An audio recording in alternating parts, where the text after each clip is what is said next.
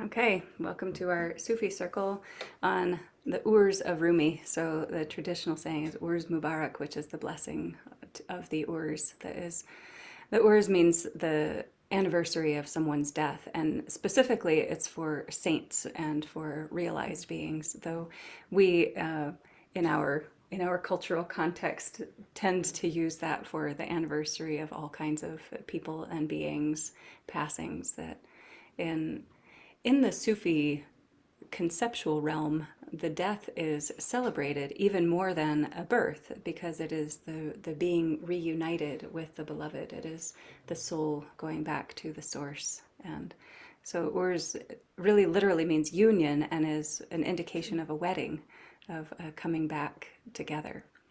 So Urs Mubarak. For Rumi's Urs, the probably most known and loved poem maybe in all of human history by this time. That might be true. We'll see. We won't see because we won't be around, but maybe 1,000 years from now when people are still reading Rumi and going like, more widely known and celebrated than any other poet that has ever existed in this human community. So let's start with the invocation. I think that you all know it, and I think we're just doing it in English today. You ready? Towards the One, the perfection of love, harmony and beauty, the only being, united with all the illuminated souls who form the embodiment of the Master, the Spirit of guidance. Amen. And I have an impulse to share with you a little bit about the invocation today that is, I hope this is appropriate. I don't know, maybe it's not, but I'm about to do it anyway.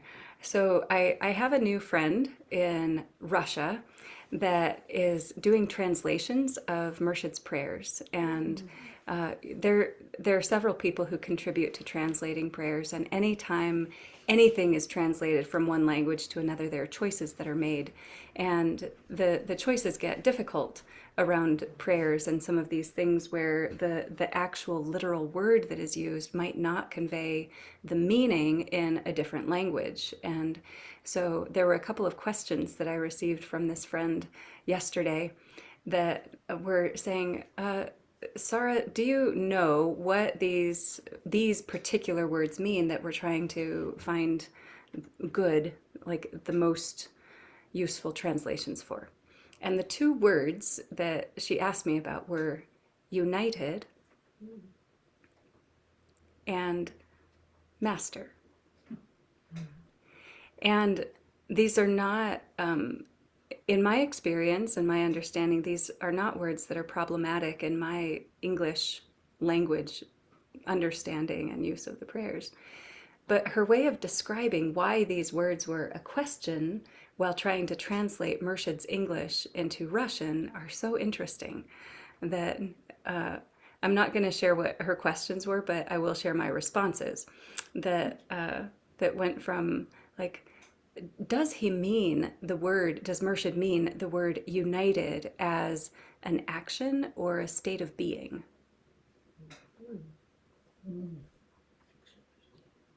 Yeah, something like that. Those aren't the words that she used, but something like that.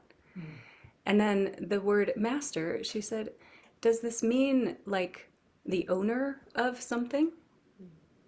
Or, yeah, like what does this word master mean? So here are a couple of the responses that I sent to her in case you find this interesting or helpful. Or just like a somewhat not very offensive way of spending a few minutes of your Saturday morning. Okay. First I said, while I can describe my feeling sense of the language, I haven't read any commentary from Murshid about his use of these words, united and master. In my experience and understanding, everything in the invocation is commentary on the first line, towards the One. Everything in the invocation is commentary on the first line, towards the One. You can just bop your mind into the invocation from there to go, okay, towards the one, period. That's what we're saying, which is united with all the illuminated souls who form the embodiment of the Master, the Spirit of Guidance. All of that is just explaining towards the one. Okay, next. Towards the one is the essence of the prayer, and the rest is explaining and describing what that means. United, the word united, is not an action, but a description of the essential nature of the one. Is not an action, but a description of the essential nature of the one. In this case, it is more the condition than an action, but more comprehensive than being in unity with. In unity with, I think that might have been a phrase that she used. In unity with sounds to my English language brain like all the souls are hanging out together. United in the invocation is more an indication that there never has been a separation. All the illuminated souls are part of the comprehensive body of the one. Want to hear that again? United in the invocation is an indication that there never has been a separation. All the illuminated souls are part of the comprehensive body of the one.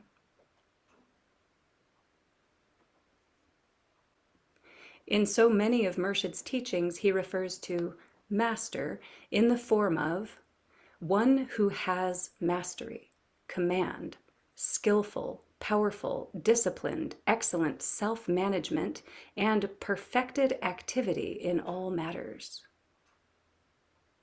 So that's my description of what master means. I'll say that again. He refers to master in the form of one who has mastery, command, skillful, powerful, disciplined, excellent self-management, and perfected activity in all matters. The Master is God, the only being, who has created, loves, and shapes all of existence.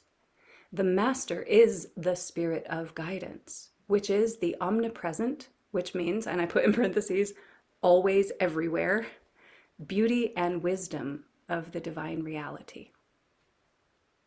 Here's that last part again. The Master is God, the only being, who has created, loves, and shapes all of existence. The Master is the Spirit of Guidance, which is the omnipresent, always everywhere, beauty and wisdom of the divine reality.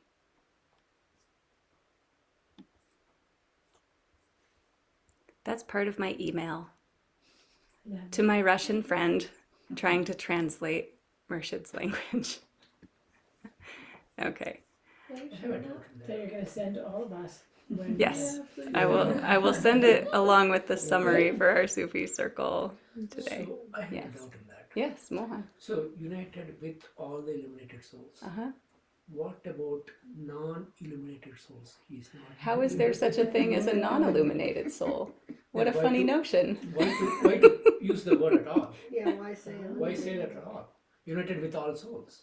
Okay, he could have said that. He was much more poetic than that. He also could have just said towards the one and left it at that. Right, exactly. Yeah. So he's explaining things in a way that is describing and evoking our awareness, that is intended to awaken our hearts and move us towards our own ideals. Actually, you answered that question. I mean, you just said there is nothing called non-illuminated soul. Right. So you answered it. So it's okay. Good question. Good question. You could break Okay. the S off of souls too if you want to scratch that one out. Which The one? last There's only one being. Yeah, that's what I'm being. So Yeah. it's an illusion. The S on the end is an illusion. You could Yeah. scratch that off. Oh. Okay, we could keep going with this for a long time, Yeah. but instead, we are going to visit this morning Al-Fatiha. Why? Because Urs Mubarak, because it's the Urs of Rumi, and Rumi was actually a Muslim. Did you know that? Like maybe some people are like, no, like Rumi is everybody's. And there are stories about when Rumi died, there was some, it wasn't a fight, it wasn't an argument. It was that everybody in his community, not just Muslims, but also Hindus and Christians, that everyone wanted to celebrate and honor and not claim ownership, but claim association and devotion and appreciation for him. So there's a coming together of the different faith traditions that recognize the being that conveys the light of truth and the message of God in whatever way is useful for humanity. And it was not obviously just exclusionary or set in any particular faith tradition, but he was a Muslim. And what else? There was something else I wanted to tell you about that. There was one time I was with Murshid Wali Ali. Do I still have his picture around here somewhere? No. Murshid Wali Ali, who recently died. And I was at a retreat with him, and someone asked Wali Ali what his favorite translation of the Quran was. Like, what's the best translation of the Quran? And he said, Rumi's Masnavi. Which is not a Quran. It's not the Quran, but it was like, this conveys every wisdom that is necessary and essential. And so that was Wali Ali's answer. At any rate, we are going to visit Al-Fatiha this morning because we are attuning to celebrating, giving thanks for Rumi's inspired devotion and the gifts that he continues to radiate into humanity. The prayer booklets are out there somewhere. Where did they go? It's right there. So if y'all need them, you're welcome to grab those. So I put one interpretation in the chat window. It is, I keep coming back to this again and again. This is not a translation.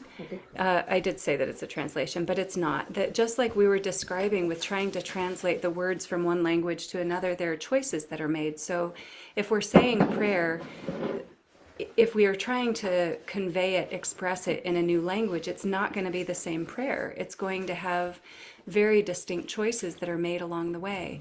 So I put a translation in quotes in the chat window, but it is understood that Al-Fatiha in any of the Quran is said that it cannot be translated. It cannot be translated.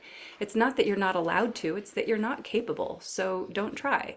And at the same time, when Murshid Inayat Khan was teaching, he said, if you do not give an attunement, an explanation about the language that does not make sense in your brain, your prayer isn't going to feel as useful.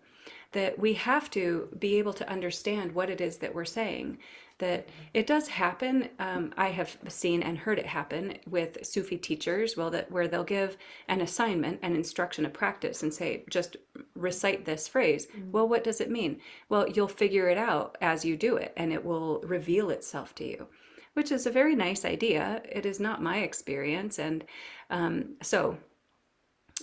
when Murshid gave practices, he said, be sure that you give translations and explanations and that the person who is going to do the practice understands as much as they can about what it means, what it's used for, what it's supposed to do, or what the invitation is, so that it's immediately useful, not eventually will awaken and unfold in your soul's awareness. No, immediately useful. So here's an interpretation of Al-Fatiha, so you have an idea about what we're saying with this, that is the first surah of the Quran, that is the first chapter of the Quran, and really encapsulates the entire path. It is said that the entire Quran can be condensed down into the first surah, Al-Fatiha, and that the entire first surah can be condensed down into the first line, which is Bismillah ar-Rahman ar-Rahim. And that can be condensed down into just Bismillah, which can be condensed down to B. And that's it. That is just, and then it said, because the B in the Arabic is a little scoop with a dot underneath, that the B can be condensed down just to the dot. Right? Everything in one dot, which is the same in Sanskrit. That is the Turiya, that is the dot at the top of the Om, that is everything in existence, all the wisdom, all the insight, that we can do all the other things because they comfort and nourish and inspire us. And really, we just want to go directly to the essence. Okay, so here's Al-Fatiha. You ready? We're having a good time today. I hope you're having a good time today.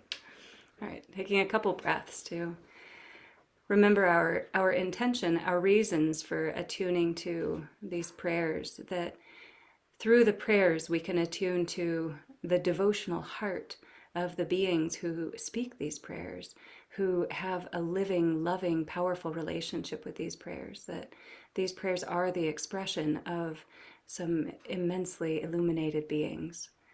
And while we want to acknowledge and offer respect for all of these great beings, we derive the greatest benefit by attuning to and connecting our heart with their heart.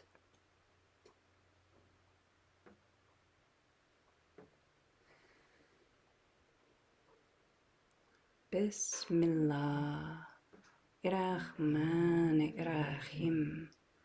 Alhamdulillahi Rabbil Alamin. Ar-Rahman ar-Rahim. Maliki Yawmiddin.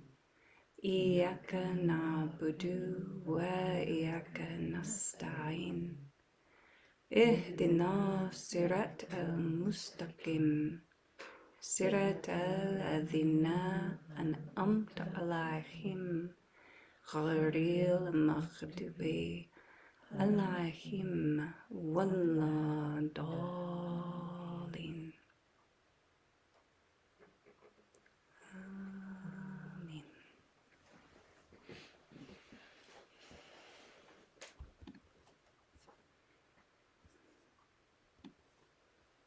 Now we get to sing something.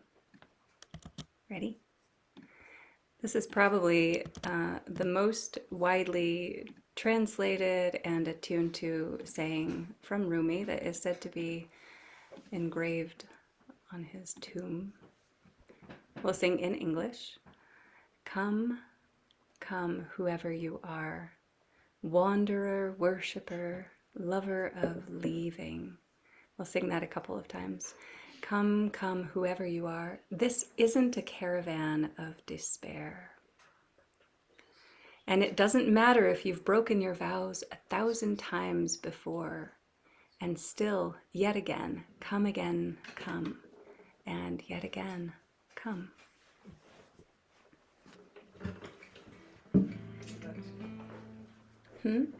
Where is his tomb? In Konya, in Turkey. Have you been? No. Yeah, we haven't Just either. want to find out. Next time. Come, come, whoever you are, wanderer, worshipper, lover of leaving. Come, come, whoever you are.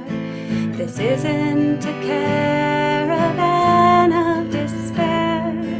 Come, come, whoever you are, wanderer, worshipper, lover of leaving. Come, come, whoever you are. This isn't a caravan of despair. Come, come, whoever you are, wanderer, worshipper, lover of leaving.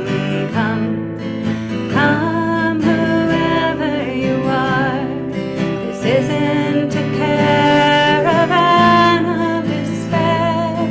Come, come, whoever you are, wanderer, worshipper, lover of leaving. Come, come, whoever you are. This isn't a caravan of despair, and it doesn't matter if you've broken your vows 1,000 times before, still and yet again. Come again, come and yet again, come, come, whoever you are, wanderer, worshipper, lover of leaving. Come, come, whoever you are. This isn't a caravan of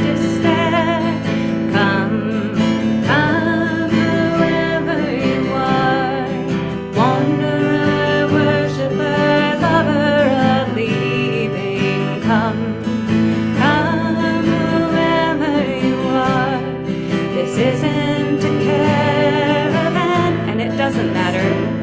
And it doesn't matter if you've broken your vows 1,000 times before, still and yet again. Come again, come and yet again, come. Come, whoever you are, wanderer, worshipper, lover of leaving. Come, come, whoever you are. This isn't a caravan of despair. Come, come, whoever you are, wanderer, worshipper, lover of leaving.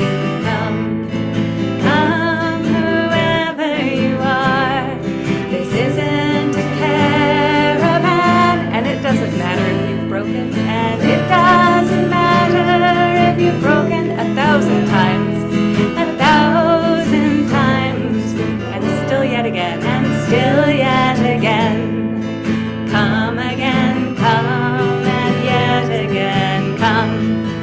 Come, whoever you are, wanderer, worshipper, lover of leaving. Come, come, whoever you are. This isn't a caravan of despair. Come, come, whoever you are, wanderer, worshipper, lover of leaving. Come, come, whoever you are. This isn't a caravan, and it doesn't matter. And it doesn't matter if you've broken 1,000 times, 1,000 times, and still yet again, and still yet again. Come again, come, and yet one more time. Come, come, whoever you are, wanderer, worshipper, lover of leaving. Come, come, whoever you are. This isn't a caravan of despair. Come, come, whoever you are, wanderer, worshipper, lover of leaving. Come, come, whoever you are. This isn't a caravan, and it doesn't matter. And it doesn't matter if you've broken your vows 1,000 times before, and still yet again. Come again, come, and yet again, come.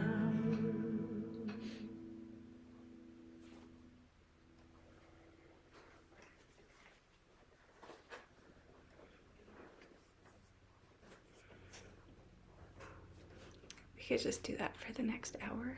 That'd be okay. Maybe we'll do that one again for our noon Zoom today. Okay. Let's see. I have 1,000 things to share with you today, including. This is a short passage from Murshid Inayat Khan, who said, he was describing the different paths, the different approaches to the spiritual life. And he said, one of the ways is the way of devotion, which is for true lovers. Rumi says, man may be the lover of man or the lover of God. That is, human beings can be the lovers of human beings or of God. He said, or, I know, and. Okay, we don't need to correct Rumi. He can say or, that's okay, we know. After one's perfection in either the love of human beings or the love of God, after this perfection in either, he is taken before the King of Love. Devotion is the heavenly wine, which intoxicates the devotee until his or her heart becomes purified from all infirmities, and there remains the happy vision of the beloved, which lasts to the end of the journey. And then a hadith from Muhammad, death is a bridge which unites friend to friend.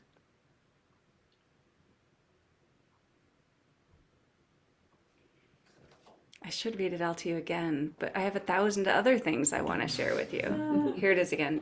There's one way, which is the way of devotion, which is for true lovers. Rumi says, one may be the lover of human beings or the lover of God. After one's perfection in either, one is taken before the King of Love. Devotion is the heavenly wine. That's the end of the quote. Then this is back to Murshid.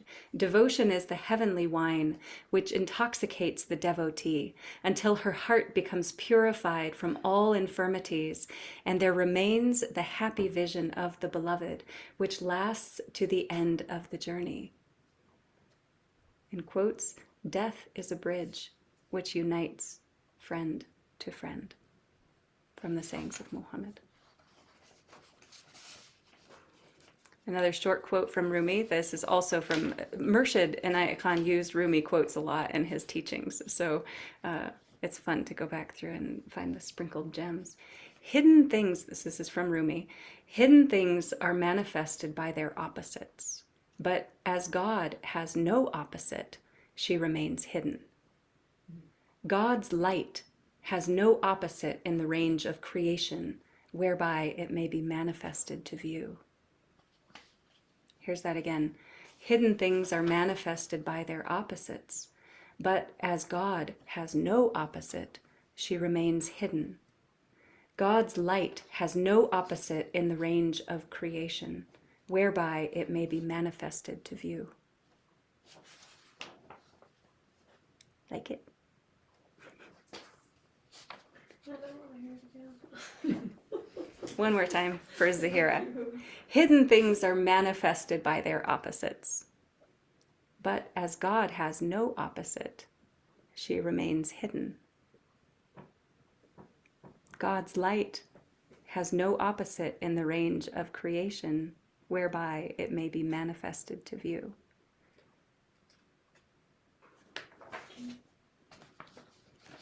Even if you ask again, I'm not going to read it again. I already put the paper down. Okay.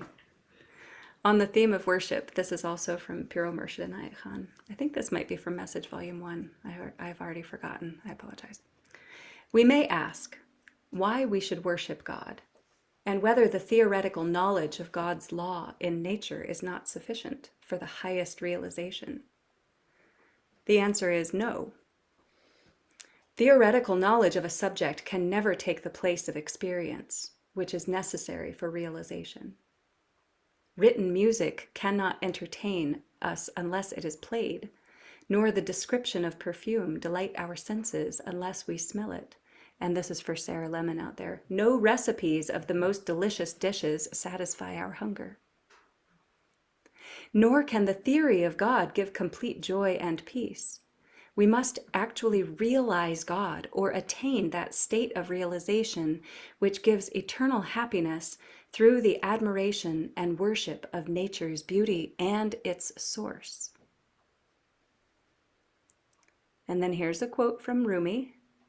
The beloved is all in all. The lover only veils him. The beloved is all that lives. The lover, a dead thing. I know you weren't expecting that ending, were you? The whole idea here is that the more you love, the more you are focused and completely absorbed in the object, in the direction of your love, the less you think of self, the less conscious you are of your own limited being, because everything that is important to you is focused on the beloved. Okay.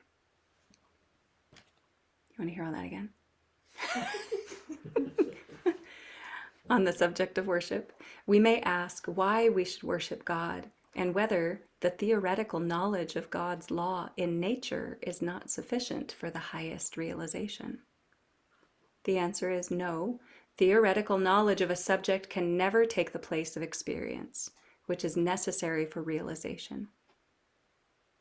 Written music cannot entertain us unless it is played, nor the description of perfume delight our senses unless we smell it. No recipes of the most delicious dishes satisfy our hunger. Nor can the theory of God give complete joy and peace. We must actually realize God or attain that state of realization which gives eternal happiness through the admiration and worship of nature's beauty and its source. The beloved is all in all. The lover only veils her. The beloved is all that lives, the lover a dead thing. From Jalaluddin Rumi's Masnavi, that is Murshid Wali Ali's favorite translation of the Quran. Okay. Are you tired of hearing these things?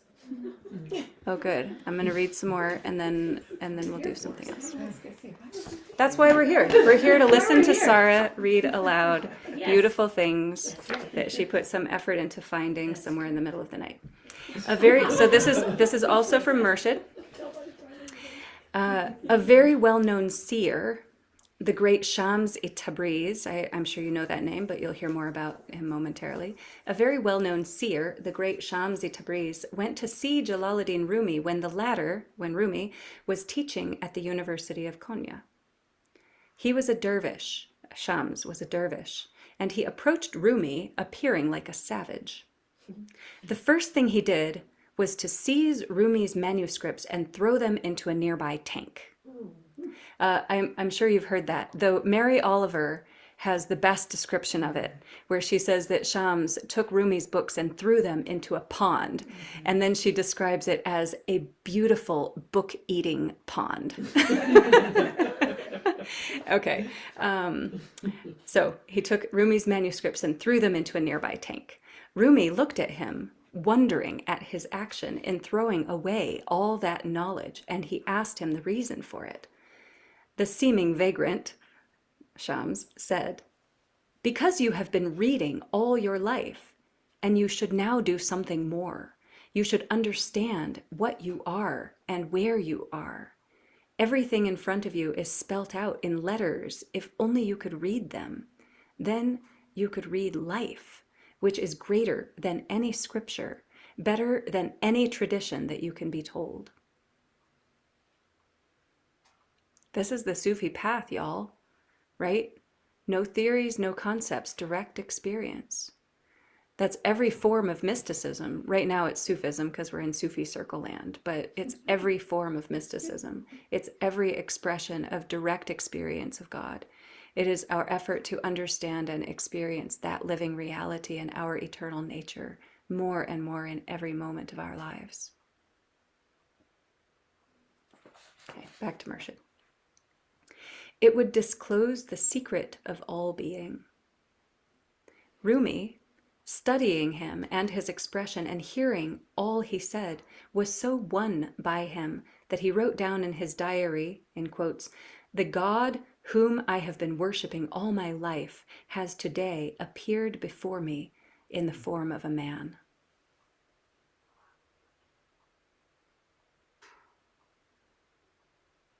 Take all the manuscripts, throw them in the beautiful book-eating duck pond so that we can pursue the direct experience of life, of ourselves, of God, of the capital T, truth. Rumi wrote in his diary, "The God whom I have been worshiping all my life has today appeared before me in the form of a man."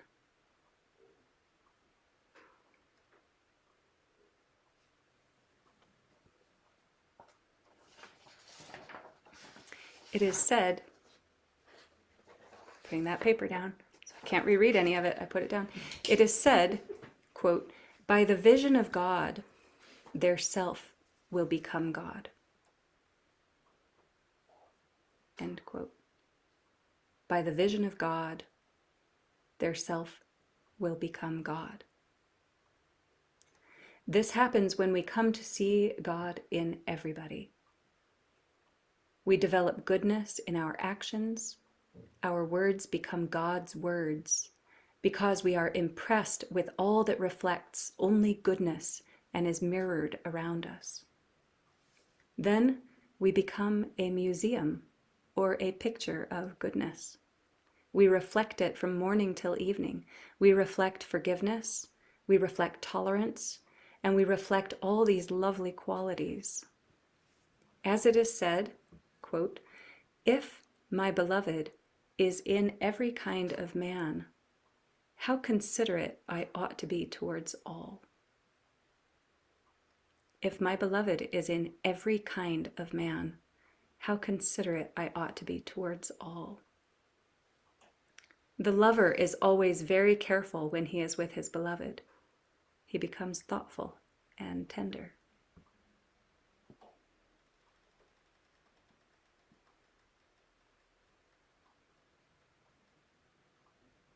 Is the recounting of Shams and Rumi, is that true?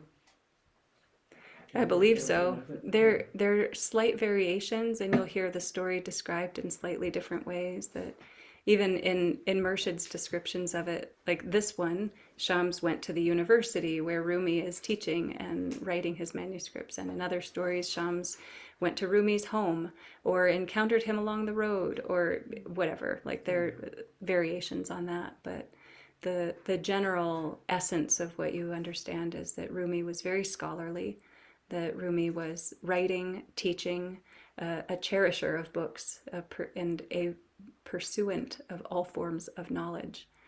And that Shams came in and threw all of that away in some form. Sometimes it's just he took the manuscripts or he took the books or he took whatever papers or things that Rumi was writing or reading or whatever, working on, that just is a symbol of intellectual knowledge, that is worldly knowledge. And in some way threw it away. Sometimes threw it in a well, in a tank, in a pond, or just threw it away. Threw it in the rubbish heap. That, like, this is not what it's about. You've done plenty of that. Time to experience it. And that in all of the accounts that I have seen and heard, Rumi's response to it is shock and awe, and immediately like willing and ready to drop everything. And then Rumi did drop everything and left his family, home, community. There are some things where it was like, and Shams just stayed, and the two of them were inseparable from that moment on. And sometimes there's like some period of time that happened in Rumi's home community, but everybody was upset about it, because that means that Rumi was dropping his responsibilities and that he had turned all of his loving attention toward Shams, who's the embodiment of God, that is ultimately the teacher with a capital T, teacher. So everything becomes focused on learning, realizing, experiencing that truth, that essence. And I think all of the stories that I've seen, at some point, either immediately or after some period of time of contention with the real world, Rumi and Shams left and went to do their work toward realization somewhere else, their teaching somewhere else. Did that answer your question? Mm-hmm. Yeah. So I have a question. Did Rumi have the role,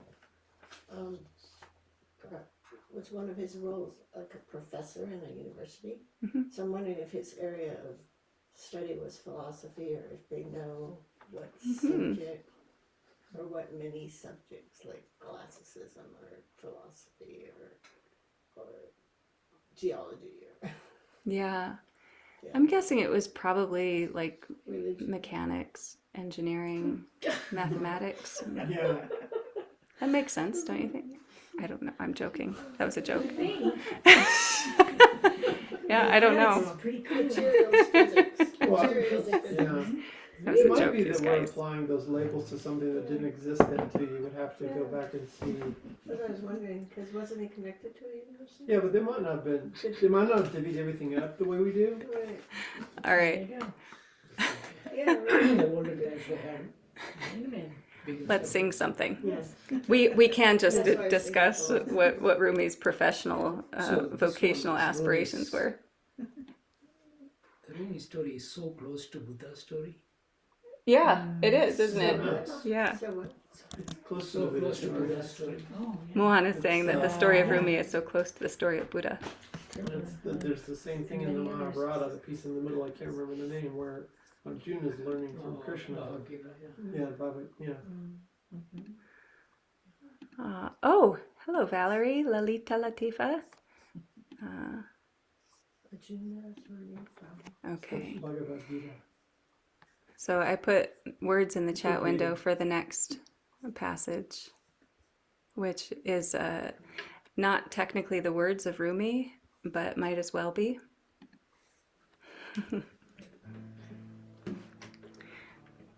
This is a composition from our friend Salim. Thank you, Salim. He is on here holding a guitar somewhere in his home. And I believe it was a couple of different passages from Piro Murshid, if I'm remembering correctly. But now I don't remember. Beloved, open my heart that I may hear your voice. Sweep it clean of the rust and dust. Let me love. Let me love. Beloved, open my heart that I may hear your voice. Sweep it clean of the rust and dust. Let me love. Let me love. Beloved, open my heart that I may hear your voice. Sweep it clean of the rust and dust. Let me love. Let me love. One more time. Beloved, open my heart that I may hear your voice.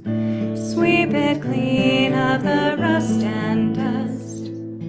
Let me love. Let me love. Lots of la ilaha. La ilaha la ilaha la ilaha la ilaha la ilaha la ilaha la illallah illallahu la ilaha la ilaha la ilaha la ilaha la ilaha la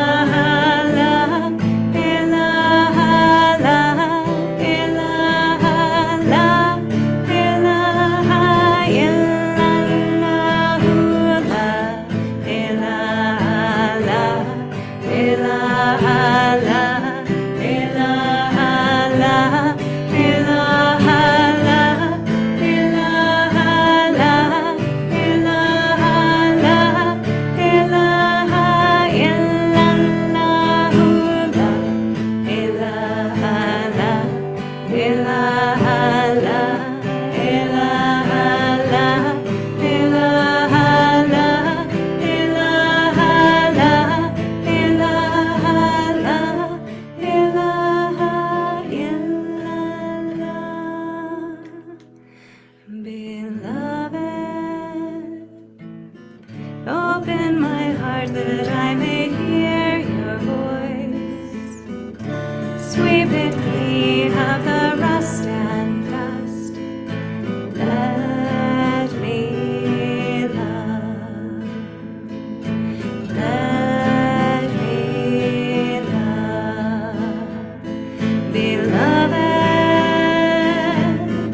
open my heart that I may hear your voice. Sweep it clean of the rust and dust. Let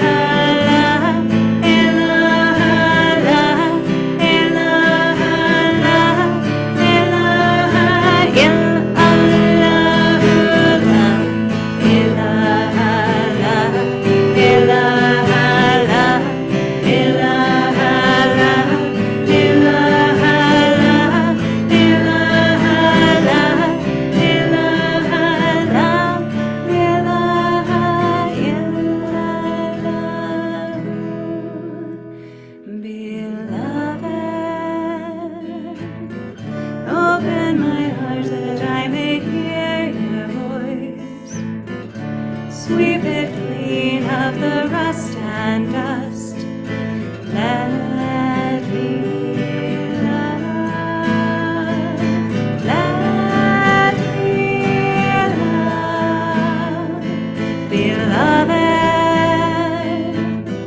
open my heart that I may hear your voice. Sweep it clean of the rust and dust. Let me love.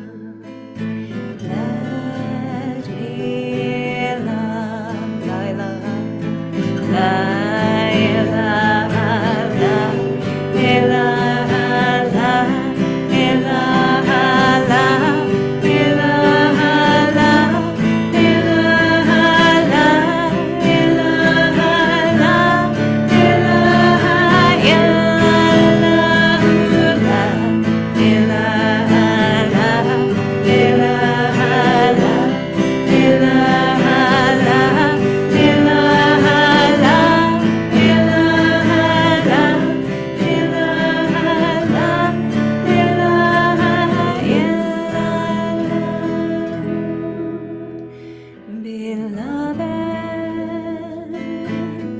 Open my heart that I may hear your voice.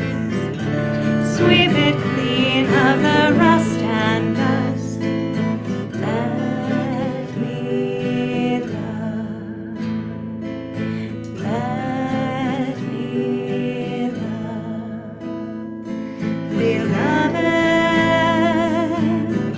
open my heart that I may hear your voice. Sweep it clean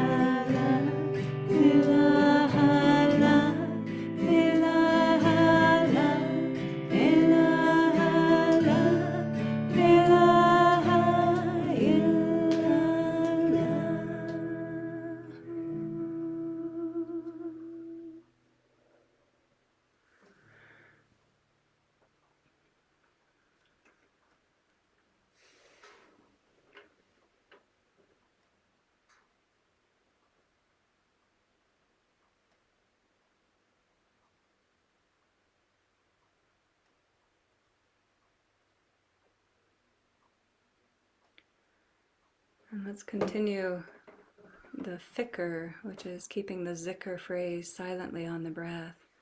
Breathing out, la ilaha, emptying of self.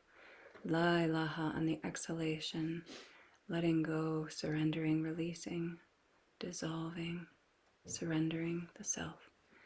Breathing in, Allahu, letting the body, the heart, the awareness, the spirit be filled only with the presence of God, only with the living, vibrant, humming reality of the beloved. Breathing out, la ilaha, empty of self. Breathing in, Allahu, filled only with God.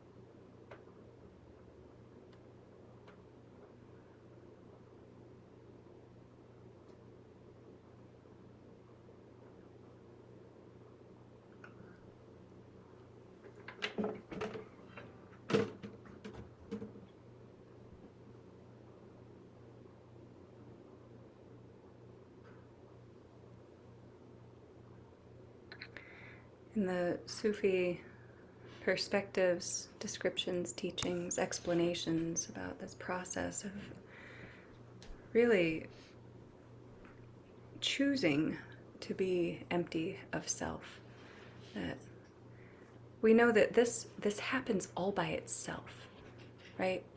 In so many ways, we don't need to do anything, that we all arrive at the destination regardless of effort, regardless of intention, regardless of discipline. We all come from the same source and we all end up at the same goal. I hope you just feel and recognize that to be true in your own beings, that there's no mistake. You can't get lost along the way. We all get there. And the Sufi path is all about doing it on purpose. It's not that you're going to win some medal or anybody's respect or regard or love along the way. That we just know that that if we deliberately aim our hearts towards love and away from the self-cherishing, we will have so much more joy in our lives. We'll still have all the suffering. We'll still have all the work to do. That's fine. I think that's fine. You don't have to think that that's fine if you don't want to. That's okay. And in the Sufi path, in the Sufi perspectives and guidance, instruction, first, there's a moment that Murshid would describe as like, we're all asleep. That's like how we come into the world, that the soul is confused. The soul identifies with the physical body, with the relationships, with the world that we're moving around in. And at some point, we begin to stir in our sleep. We begin to toss and turn in our sleep, beginning to show signs of waking up. Eventually, probably for everybody that's on this, in this living room right now, in this Zoomland Kanka right now, or later, whenever it is, that probably all of us have some experience of that, of a moment of complete emptiness of self, which we're not aware of, which we have no conscious recollection of until we come back into an experience of self. And then usually it feels tragic that we come back into an experience of self. It's like, I was somewhere, I was nowhere, I was everywhere, there was no I. And we come back and we have this comparison, this contrast. It's like, oh shit, I'm a limited being. That sucks. Not necessarily. We'll be like, some of us will be like, alhamdulillah, here I am in this body, in this life, in this context, and I get to enjoy and experience this. All of the joys and struggles and sorrows and triumphs along the way that, and ultimately, if we are really attuned to and cultivating the wisdom perspectives that we know that this doesn't last, so we better make the best of it. Cherish it, celebrate it, experience it to its fullest. Be grateful, make it useful, make it count. That was just me throwing that one in there. I guess you noticed. Okay, so when we have an experience of waking up to that reality, there is only the beloved. There is no I. Them's the facts. Then we want to pursue that and experience that as much as possible, or at least keep that in our awareness, in our consciousness as much as possible, so that we're not confused, or so that we have some realistic, useful perspectives in our confusion. Then there are all of these stages that we can choose to work with along the way that Rumi embodies so beautifully in his story and his relationship with Shams and with God. That is, first, fana fi sheikh. Fana fi sheikh. There are all of these different qualities of fana. In Arabic, the fana means the dissolving, the annihilation, the disappearance of whatever. Presumably of self, because it's the Sufi path. It's about working with this small s self and trying to amplify our awareness of the capital S self. Fana, the falling away of self. Fana fi sheikh is fana, dissolving oneself in fi sheikh, the teacher. That is the living teacher. It's not the idea of teacher. It's not ultimate God as teacher in the clouds that we can't really understand, but we can love theoretically. No, it's the embodied human form of the teacher. And Rumi does this 100%. 100%. The teacher is here. I'm leaving everything in my life and going with that beautiful being, the beloved, the embodiment of God in a human form. And that becomes everything. And it is effortless. It happens naturally. It can happen naturally. It can also be developed intentionally. Fana fi sheikh. So the whole idea here is not to throw your eggs on the kitchen floor because your teacher threw eggs on the kitchen floor. Qayyum is here and he was talking about doing tasawwuri sara because there was one time I was making breakfast here and I dropped an egg on the floor. And then later, like, I don't know, a month later or something, he sent me a message saying, I'm doing tasawwuri sara. I dropped an egg on my kitchen floor. Like, that's not how it's supposed to work. That's not it. I mean, that might be it. But the idea is that when we are intentional about wanting to work with these qualities of emptying the self into another, we want to work toward the beautiful qualities, the forms of perfection that are the expression of the divine in that form. It is not about emulating all of the aspects of the flawed personality and the unskillful means that everyone has. right? So we get to try to see and to acknowledge and accept that every human being has flaws, imperfections, unskillful means. And we want to be able to see that along with all of that complexity and humanness and messiness, there is the embodiment of the divine spark. There are qualities that are so beautiful, and that's what we want to attune to. Fanafi Sheikh.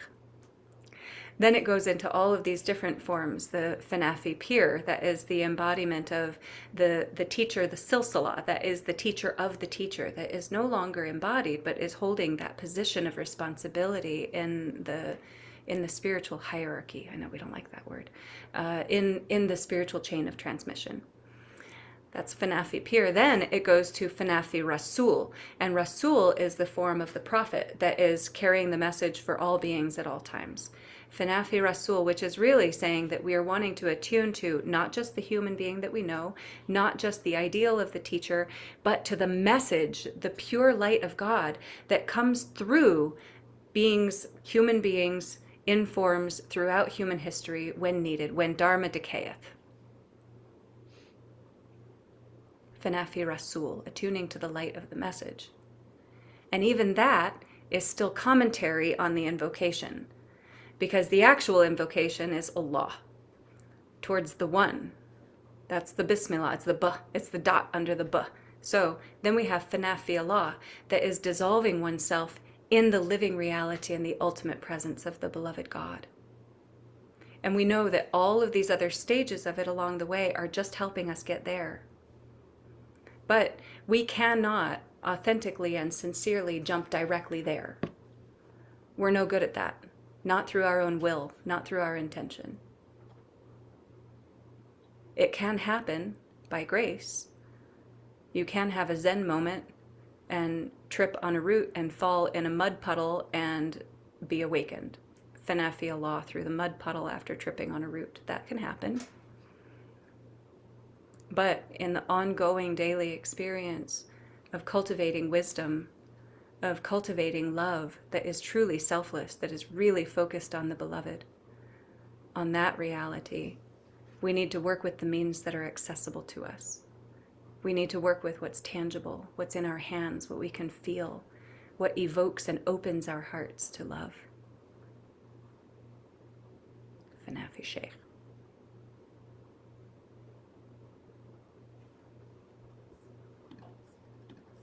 There's my Sufi lecture for today. We should sing something else, huh? I should read something. You know what we should do? We should read a Rumi poem. Of course. Like what? Yes. Did you know that he wrote some poems? He did indeed. Here are about 1,000 of them that I thought might be lovely. A Necessary Autumn. It is a Coleman Barks translation, The Soul of Rumi. When was this? It's a new collection. That's actually what it's called, a new collection, but it actually is new, and it's called new. Let's see.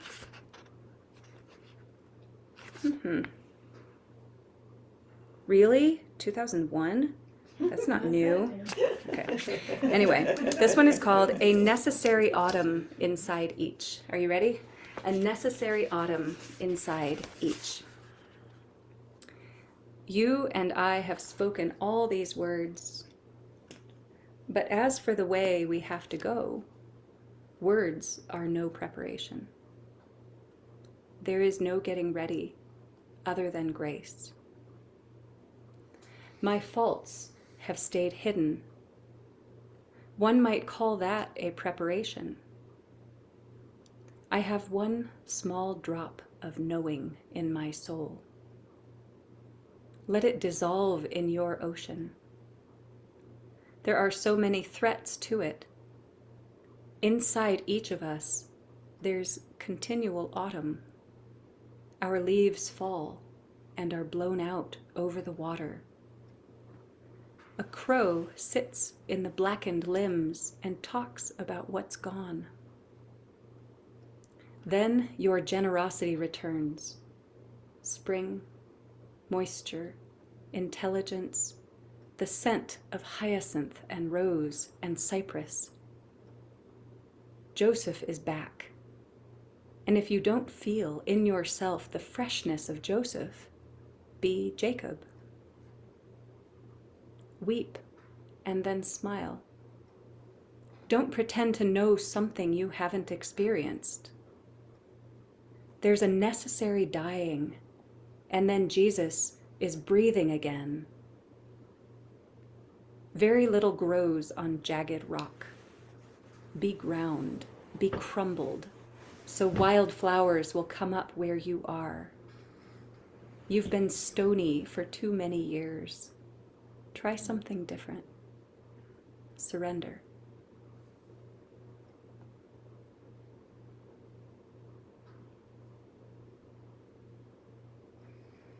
I bet you'd like to hear it again. A necessary autumn inside each. You and I have spoken all these words, but as for the way we have to go, words are no preparation. There is no getting ready other than grace. My faults have stayed hidden.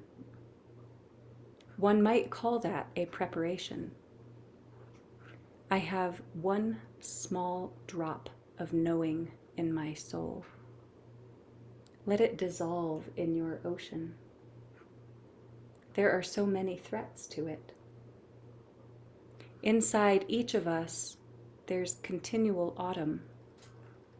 Our leaves fall and are blown out over the water. A crow sits in the blackened limbs and talks about what's gone. Then your generosity returns. Spring, moisture, intelligence, the scent of hyacinth and rose and cypress. Joseph is back, and if you don't feel in yourself the freshness of Joseph, be Jacob. Weep and then smile. Don't pretend to know something you haven't experienced. There's a necessary dying, and then Jesus is breathing again. Very little grows on jagged rock. Be ground, be crumbled, so wild flowers will come up where you are. You've been stony for too many years. Try something different. Surrender.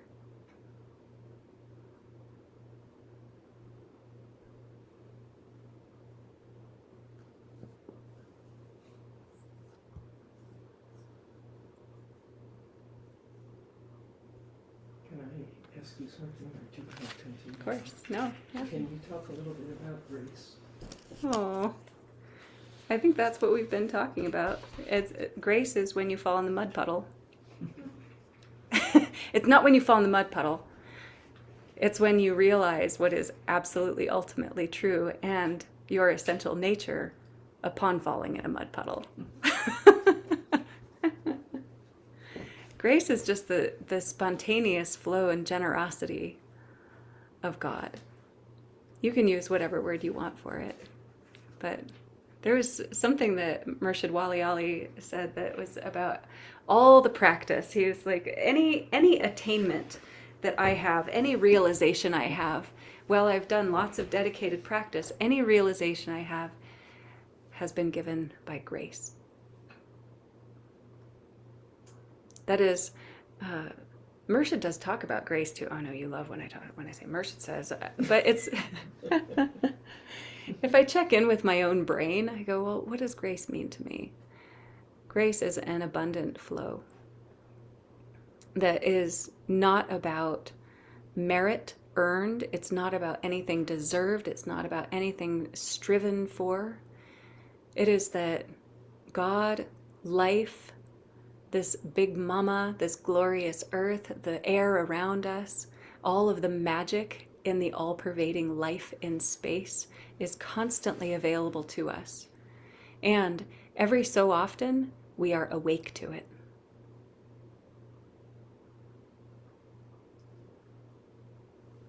We didn't have to do anything for it. It is there all the time. And every so often we are awake to it. That we feel, we acknowledge, we experience in a tangible way this generosity and the power of blessings that flow to us, through us, over and around us.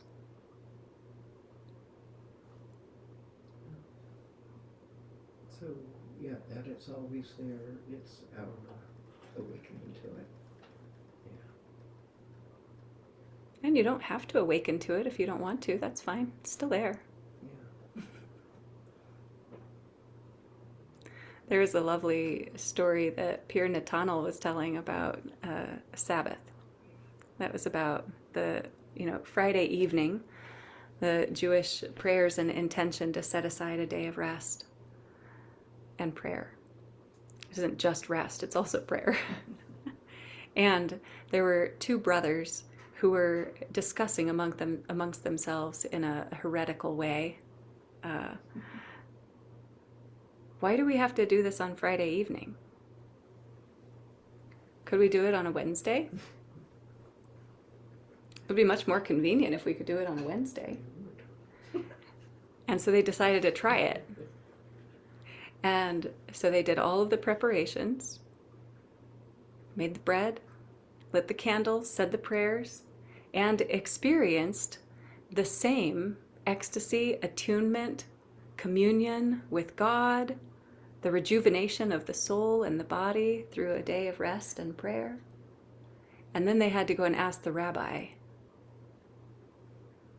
So we weren't so sure about the timing for Friday evenings and whether that was important, so we tried this thing. We hope that's okay. And it worked. And what does that mean? And the rabbi says, well, of course it worked. This can work for you anytime you want. And the Friday evening is the time that it is set aside, that is an agreement in the family, in the community, so that we have an extra added blessing and power of sharing the process with others. It's not because there's a particularly special one magical moment in the day of the week, right? Same. So the grace, Yeah. is it at the lower form, it's kind of being thankful for everything, every moment of it? Well, being thankful is a good attitude. That is, At the lower form, okay. yeah, grace is not dependent on your gratitude. Right. Yeah. I mean, we realizing it, is that a kind of a path or kind of... Yeah. Gratitude's a good path. Yeah. Okay, friends, anything out there in the Zoom Kanka that you'd like to share, reflect on?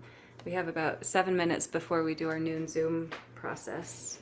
We're not done yet. We have another 40 minutes together, but anything y'all want to share or say out there in the Zoom land? 6 hours. We have more time together today if you like. Yeah.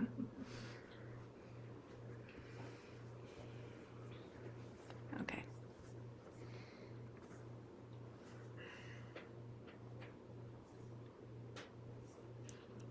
That was only one Rumi poem. Do you want another one? Mm-hmm. What was it called? Autumn? The autumn inside it? A necessary autumn inside each. I will send it to you. Don't worry, y'all. I'll send it to you. A necessary autumn inside each. That was amazing. That is a beauty. Ah, so here's a shorter one. It's called What's Inside the Ground? There's a theme happening here, eh? What's inside the ground? Whatever gives pleasure is the fragrance of the friend. He puts a capital F on friend. That means God. Whatever gives pleasure is the fragrance of the friend. Whatever makes us wonder comes from that light. What's inside the ground begins to sprout because you spilled wine there. What dies in autumn comes up in spring, because this way of saying no becomes in spring your praise song, yes. What's the last one? Here's the whole thing again. You ready? What's inside the ground? Whatever gives pleasure is the fragrance of the friend. Whatever makes us wonder comes from that light. What's inside the ground begins to sprout because you spilled wine there. What dies in autumn comes up in spring, because this way of saying no becomes in spring your praise song, yes.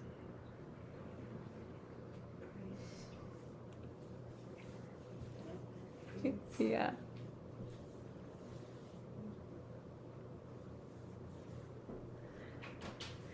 And what's the saying? No.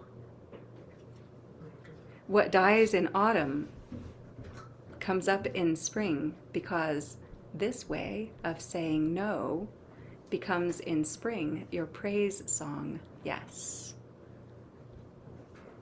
Here's the heart of this. I know the end of it is like the heart of it, but no. Here's what's inside the ground begins to sprout because you spilled wine there. That's it. That's the spiritual practice. That's the intention. That is cultivating the blossoming that is possible. But you didn't put whatever's there in the ground. You didn't do that. You do get to be responsible for splashing wine on it. So what's the no? It's the waiting. It's the seeing what's in the ground. Okay. That we have, like, is there an immediate response? No. Well, not necessarily. Sometimes there is. We all have this too in our prayer practices, especially when you have periods of feeling like things have gone dry and empty. We all have that. I interpreted it a little different. Oh, good. Let's hear your interpretation, Mohan. So I thought that what we give up in atom, that who we are, or the leaves that we say no to, whatever we drop off the self as no. In the spring, something else sprouts as yes. Ah, nice. Okay. Then I drop myself, and below shows that much more as yes. Yeah. Okay. That's all right. Dropping the self as autumn leaves, and then God arises in the spring.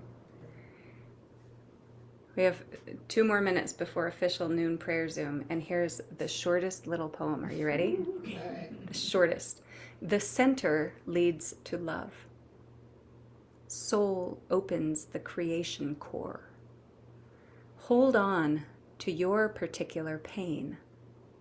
That too can take you to God. Here it is again, even though you don't want to hear this one again, but here it is anyway. The center leads to love. Soul opens the creation core.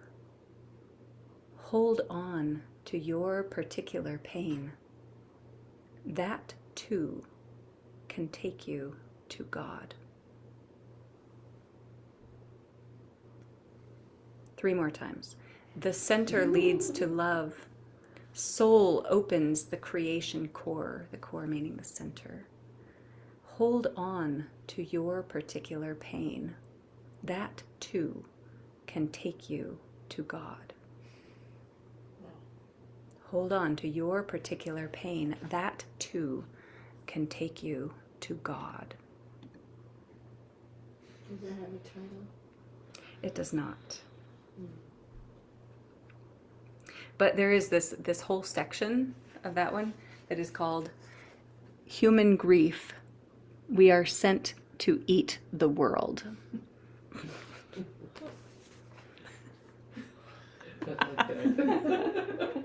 Susan, we are sent to, did you say? To eat the world. Yes. Okay. Not literal, well, but literally too, but to experience life, to experience the fullness of this embodied world. it. Yeah. Yeah. Okay, friends. It's noon Zoom time. I have to open another document that has. Okay, so are we doing the Come Come Whoever You Are as our noon Zoom song again? Anjali says yes. Julie. Don't you think? Yes. So here says yes too. I think I Rainbow love will that. on that. Yes. Okay. Yes, yes. Talk to you well too. Yeah. I'll speak to her. She. Ooh. Oh, hello, Alim. Welcome. You're working hard over there too. We love you, Alim. Yes, we do. Yes, we do. I think Anjali is, I know that Anjali is here, and I think that she might be particularly resonating and sympathetic with your adventure right now, Alim. Yes. Send him big love. She's sending you big love. Aw, hello, Lalita also sent big love in the form of a heart. Okay. I am not seeing. Okay. It looks like we're just doing the invocation in English today. That's a little unusual, but we can do it. Towards the one, the perfection of love, harmony and beauty, the only being, united with all the illuminated souls who form the embodiment of the Master, the Spirit of guidance. Amen. The breath of earth in and out through the nose. I inhale divine light and life. I radiate divine life and light. We'll do about 5 of each of these breaths in your own rhythm. I inhale divine light and life. I radiate divine life and light in and out through the nose. Breath of earth.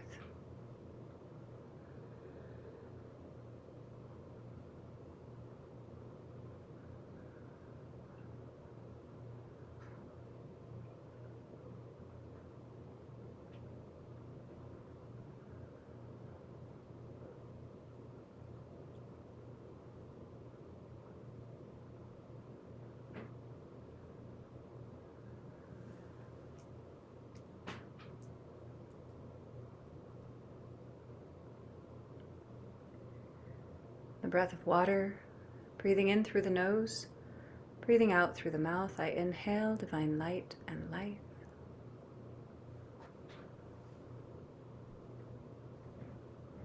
I radiate divine life and light.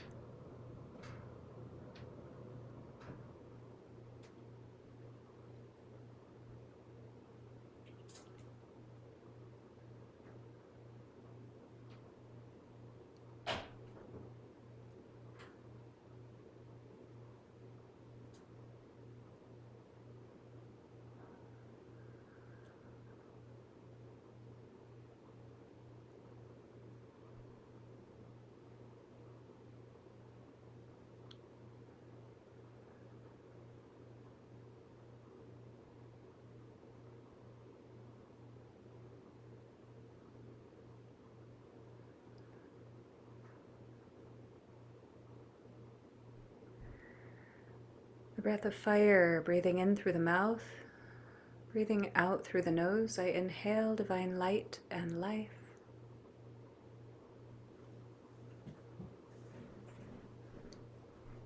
I radiate divine life and light.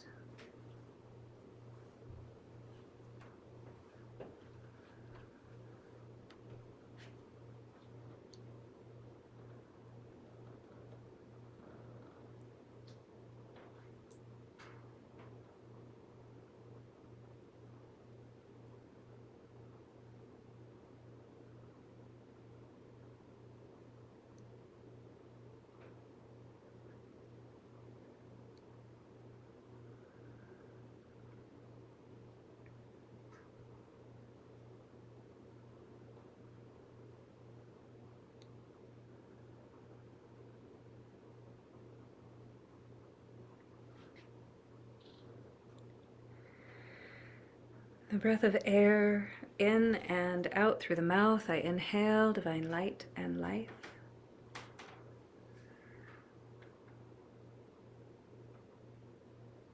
I radiate divine life and light.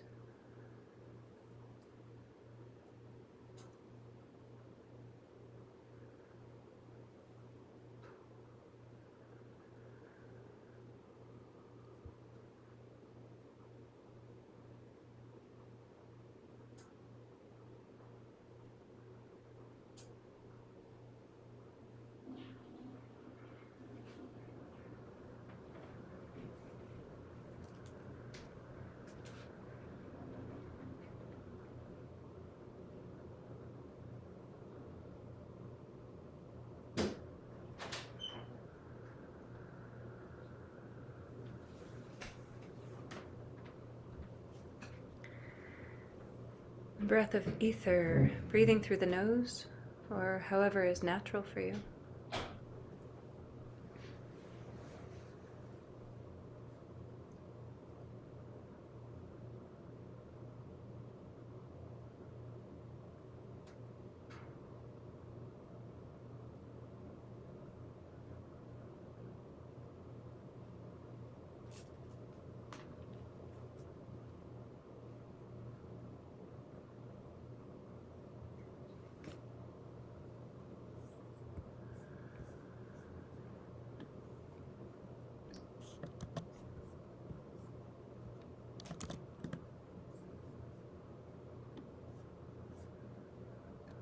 And prayer Nayaz. Beloved Lord, Almighty God, through the rays of the sun, through the waves of the air, through the all-pervading life in space, purify and revivify me, and I pray, heal my body, heart, and soul.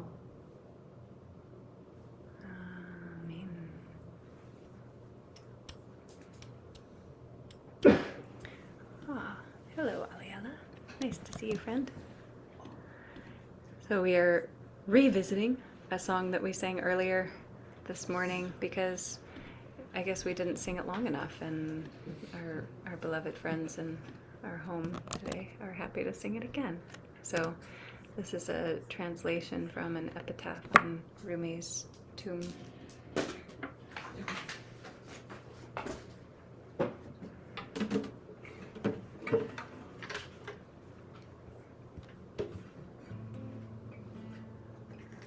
Ready? 5 minutes. I gotta make it count. Come, come, whoever you are, wanderer, worshiper, lover of leaving. Come, come, whoever you are. This isn't a caravan of despair. Come.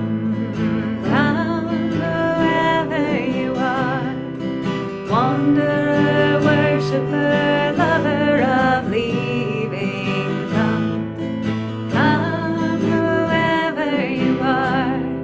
This isn't a caravan of, and it doesn't matter if you've broken your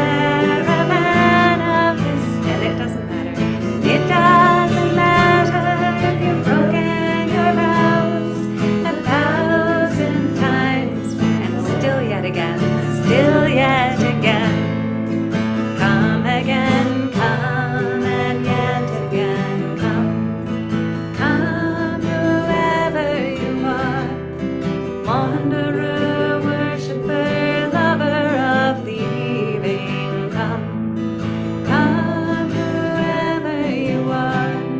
This isn't a caravan of despair. Come, come, whoever you are. Wanderer, worshipper, lover of leaving, come, come, whoever you are.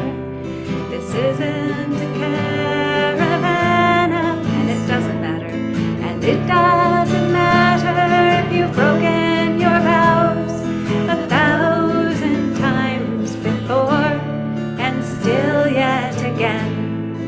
Come again, come and yet again, come, come, whoever you are.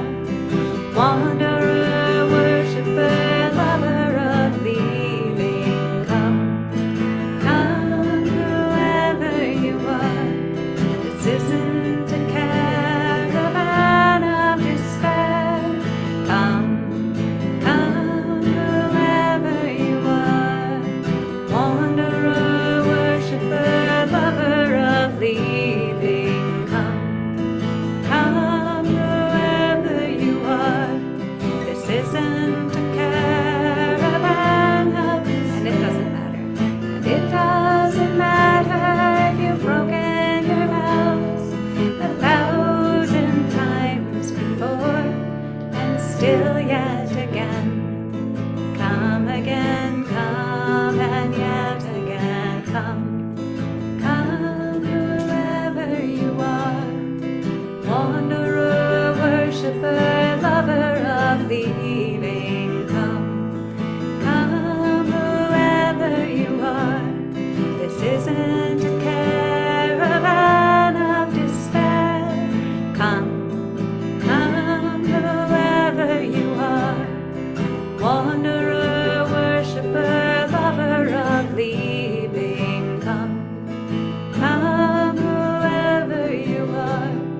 This isn't a caravan of despair, and it doesn't matter if you've broken your vows 1,000 times before, and still yet again.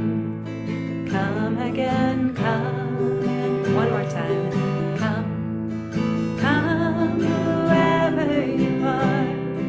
Wanderer, worshipper, lover of leaving, come, come, whoever you are. This isn't a caravan of despair.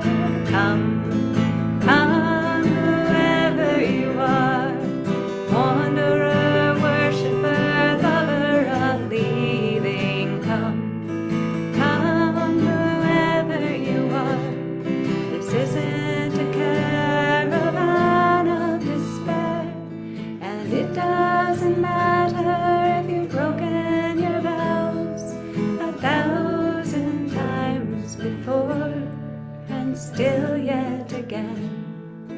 Come again, come, and yet again, come.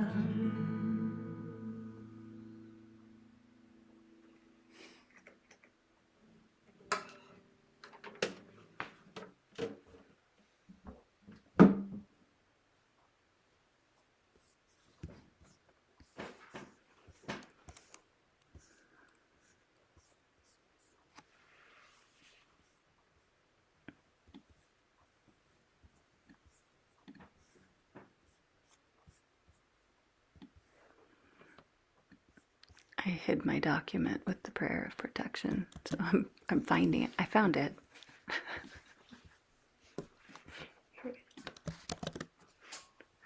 I come from a perfect source. I am bound to a perfect goal. The light of the perfect being is kindled in my soul. I live and move and have my being in God. Nothing in the past or present has power to touch me. I rise above all. Here's our in-person Sufi circle today. Ta-da! Okay, if any of you were with us just for our 15-minute prayer Zoom, we're now complete, and you're welcome to go on with the rest of your day. And for those of you who are here for the Sufi Circle, which all of you are welcome to, stay. We have another 15 minutes of practices and attunement to Rumi's urs. Okay. Including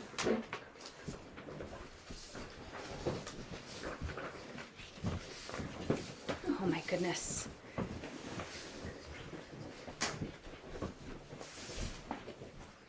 Sarah, thank you. My pleasure. Thank you, Tajali. It's wonderful. Okay. You Christmas-fied your Tasby. Crucified. Christmas-fied. For 11. It's been on there for over a year. So I'd like to I'm making Christmas words side. up. Christmas. I love making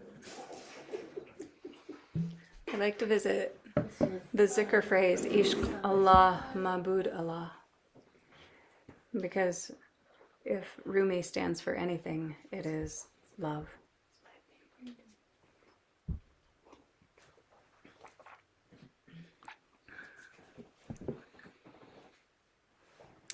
So we'll hold this phrase Ishq Allah Mabud Allah, and do it as a spoken practice along with the gesture.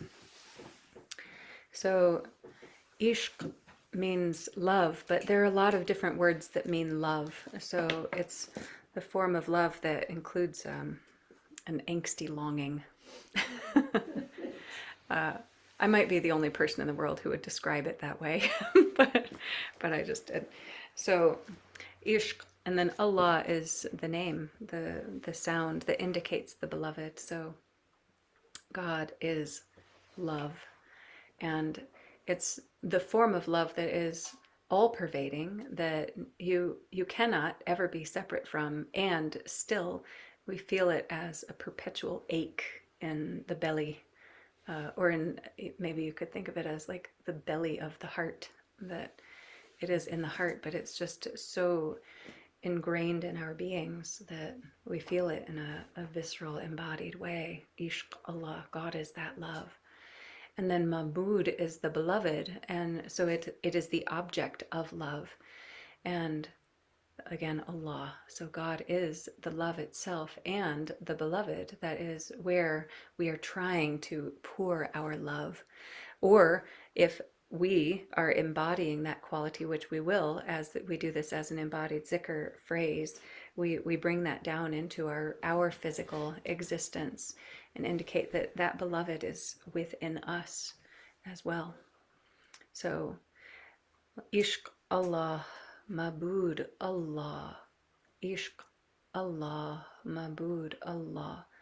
So the literal translation would be love, God, beloved, God. And Murshid Inayat Khan generally expresses this. When you come across this phrase in his writing, he says, Ishq Allah, Mabud Allah means God is the love, the lover, and the beloved.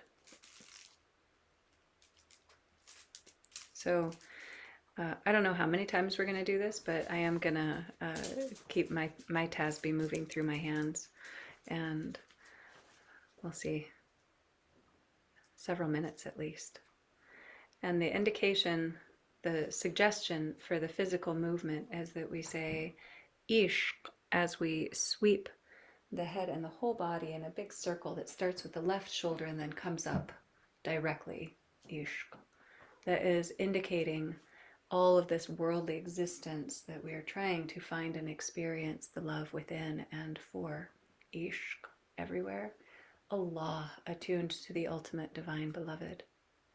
And then mahbud comes down into our own physical bodies, and I feel this one more as being centered in the solar plexus, that is deeper in the body than the physical heart, but you can feel that being sent directly into your own heart, or even further down in your belly in the nafs center that's just below the navel, or wherever it is. It's really an indication of it coming into your physical experience. Mahbud.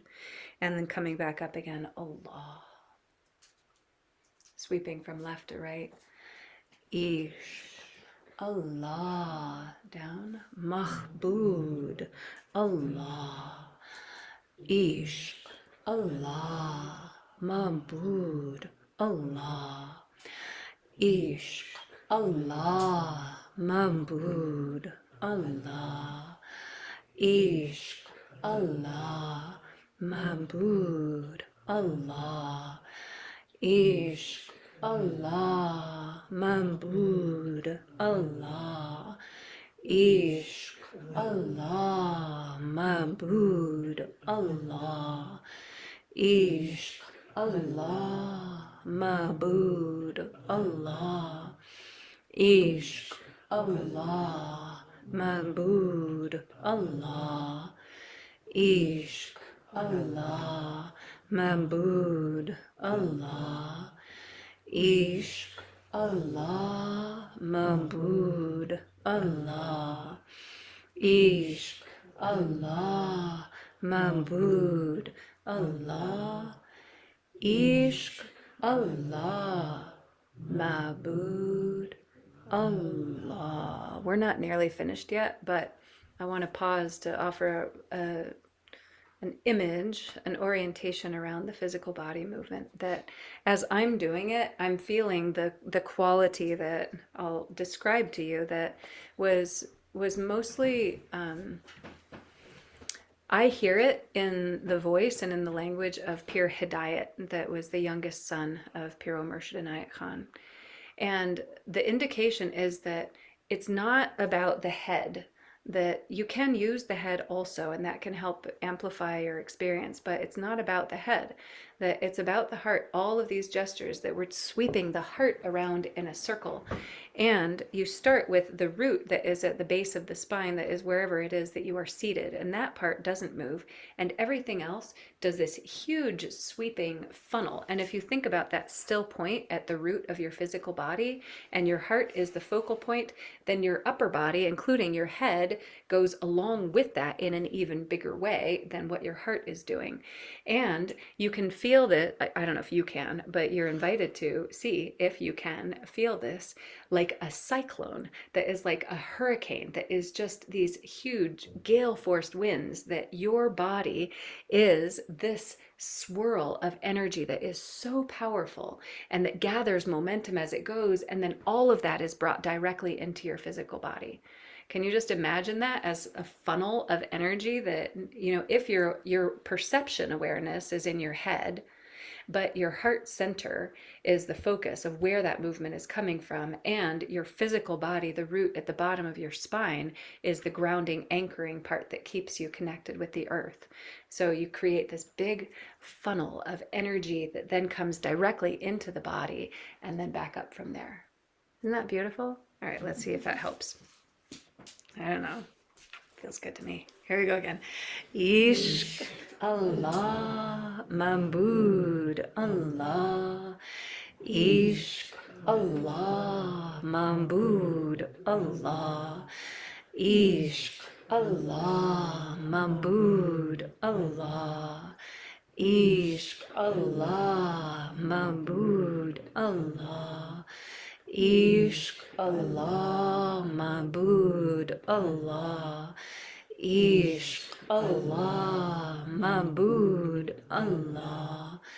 Ishq Allah Mahbud Allah. Ishq Allah Mahbud Allah. Ishq Allah Mahbud Allah. Ishq Allah Mahbud Allah.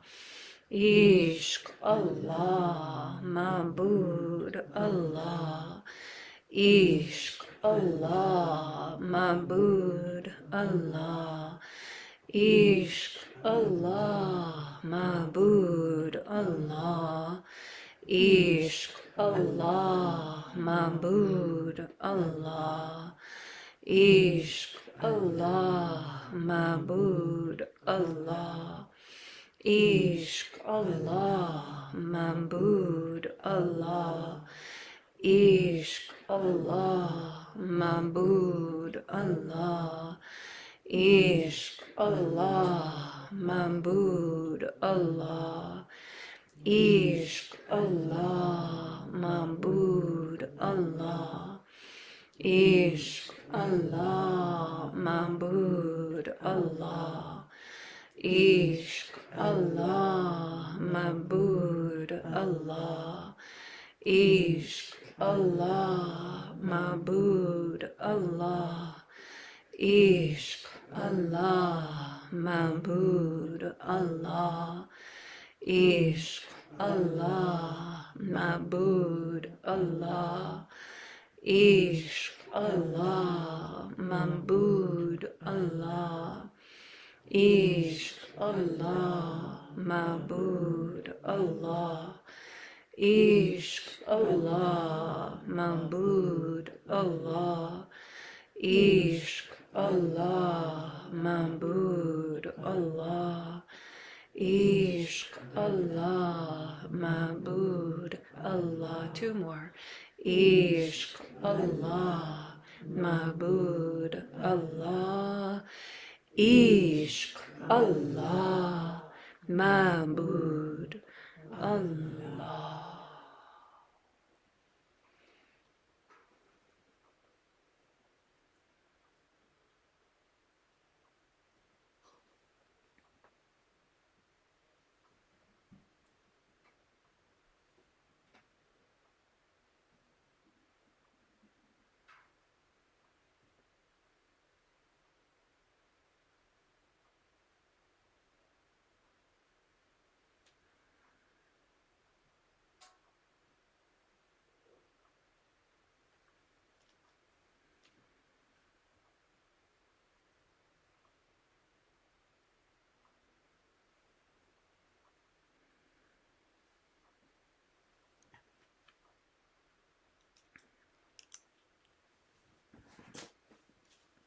One more poem, and then we'll close with the prayer, Peer.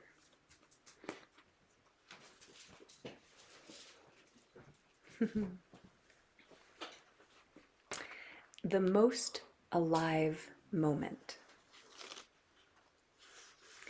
The most living moment comes when those who love each other meet each other's eyes, and in what flows between them then.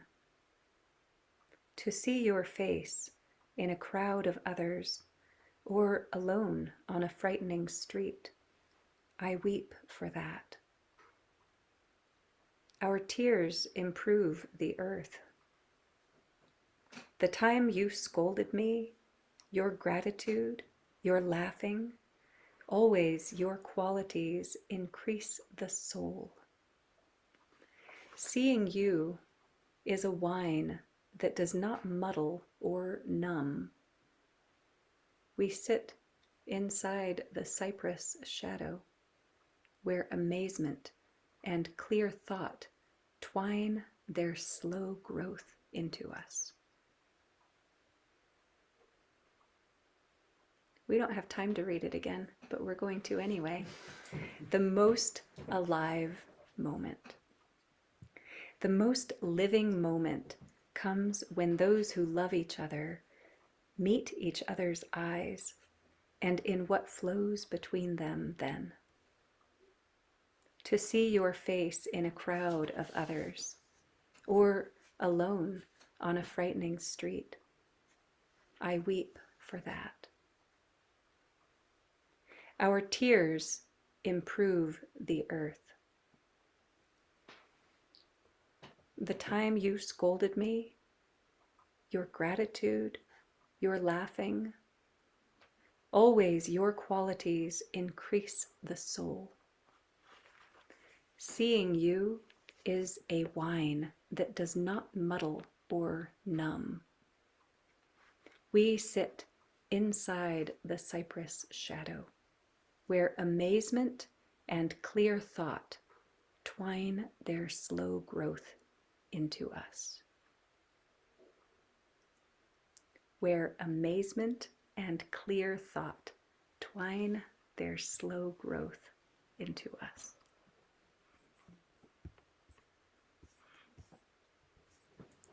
We'll close with the prayer Peer. Just a moment while I find it for you.